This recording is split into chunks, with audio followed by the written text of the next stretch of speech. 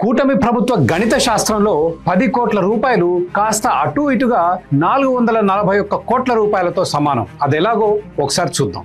2018లో TDP ప్రభుత్వం వైజాగ్ భూమిని లూలుకి 66 సంవత్సరాల లీజుకి ఇచ్చింది. జగన్మోహన్ రెడ్డి గారు అధికారంలోకి రాగానే దీన్ని రద్దు చేశారు. 2024లో అధికారంలోకి వచ్చిన టీడీపీ జనసేన కూటమి ప్రభుత్వం లీజు ప్రతిపాదనను పునరుద్ధరించి కొత్త జీవో 137 తెచ్చింది. పాత లీజు కండిషన్లను మార్చేసింది. కొత్త టెండర్ పిలవాల్సి వస్తుంది కాబట్టి జీవోలో మోర్ ఆర్ లెస్ ఇది పాత ఒప్పందం లాంటిదే అని రాసింది. కానీ ఇది పచ్చి అబద్ధం.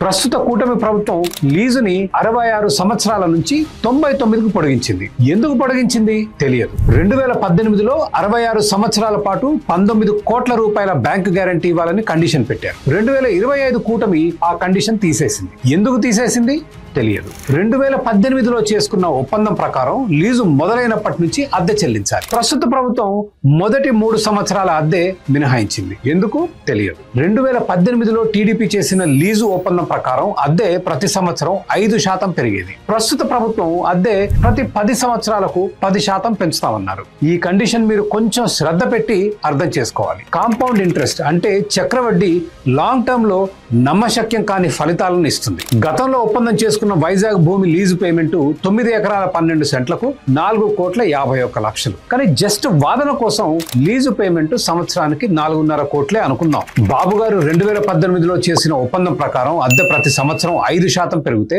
95 ఏళ్ల తర్వాత సంవత్సర అద్దె ఎంతో గెస్ చేయగలరా? 441 కోట్లు.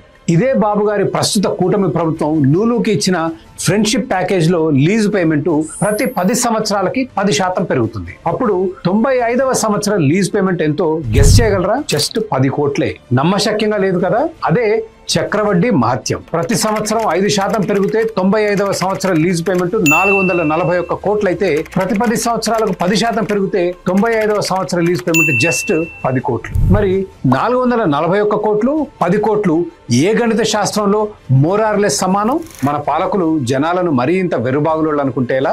2018లో ఇచ్చింది సరిపోలేదనుకున్నారేమో. కూటమి పెద్దలు కొత్త జీవోని లూలుకి మరింత అనుకూలంగా మార్చారు. కండిషన్స్ మార్చారు కాబట్టి కొత్త టెండర్ పిలవాలి. కానీ అబ్బే కొత్త ప్రతిపాదన మోరార్లెస్ పాత ప్రతిపాదన లాంటిదే అని రాసి చేతులు దులుపుకుంది మన మంచి ప్రభుత్వం. చంద్రబాబు గారు ఈ ఏకపక్ష అన్యాయపు చట్ట విరుద్ధ వ్యక్తిగత ఒప్పందాన్ని వెంటనే రద్దు చేయాలి. వైజాగ్ భూమిని పారదర్శకంగా జాతీయ అంతర్జాతీయ కంపెనీలను ఆహ్వానించి అత్యధిక ధర చెల్లించిన వాళ్లకు అమ్మాలి. అమ్మకం ద్వారా వచ్చిన డబ్బును ఉచితాలకు ప్రభుత్వ ఉద్యోగ నియామకాలకు వృధా చేయకుండా మౌలిక సదుపాయాల సృష్టి కోసం వాడాలి.